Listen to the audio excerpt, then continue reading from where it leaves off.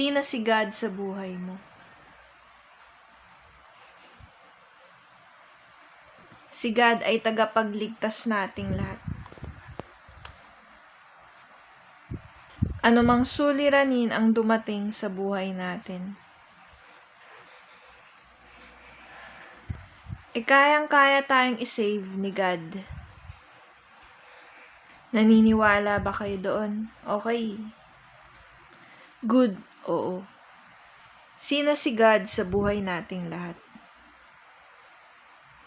Sino ba si God? Kilalanin mo. Magdasal palagi, religious doings, oo. Okay, sino siya? Makikilala mo kung kikilalanin mo. Magdasal, magpray, communicate, conversations. Okay? Okay. Sino si God sa buhay ko? Sa Kanya ako nagdadasal palagi. Pati na din si Jesus at Holy Spirit. Mag-pray ka din sa kanila. Totoo. Truth, okay. So, plus angels also and saints. Kumpletuhin mo na. Oo, okay. Sino si God sa buhay mo? Kapag may problema, sa Kanya lumapit. Pero di lang din yun ang purpose mo. Kasi siya ang nag-iisa, oo. Maniwala ka, may pag-asa. Sa bawat pagsubok, sa bawat hamon ng buhay, at pagsubok ng life na ito. Sino si God sa buhay mo? Mahalaga siya sa buhay nating lahat. Importante, espesyal, oo, okay.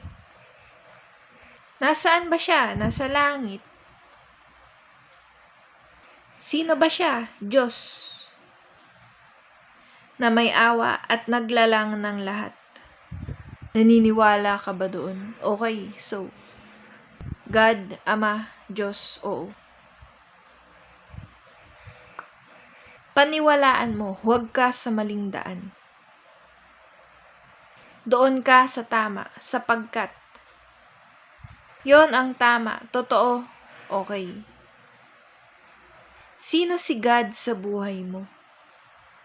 Sino siya? Kilalanin mo, oo. Tagapagligtas, nasaan ba siya? Nasa langit, sino ba ang mga nandoon? Mga namayapang mahal natin sa buhay. Mga anghel, mga santo. Si Jesus at ang banal na espiritu. Oo, okay, so, sino si God? Sa buhay mo, sa buhay ko, sa buhay nating lahat, sino? Oo, okay, so, araw-araw na magdasal. Araw-araw siyang kilalanin sa pamamagitan ng pagbabasa ng Bible or Biblia, okay, so, sino si God sa buhay mo?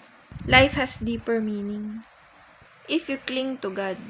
Life has more purpose if you know our Father more well. Yes and true, totoo. Okay, so yes. Say yes to our only one. Our Father, Ama sa langit. Totoo, truth, believe in it, yes. Okay, so sino si God sa buhay mo? Sino nga ba siya? Iba-iba ang pamamanata ng bawat tao. Pero iisa lang ang Diyos. Mahal niya tayo, mahal niya ang lahat ng tao. Ang lahat ng kanyang nilikha, oo.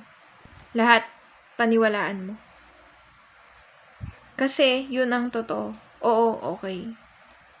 So, sorry.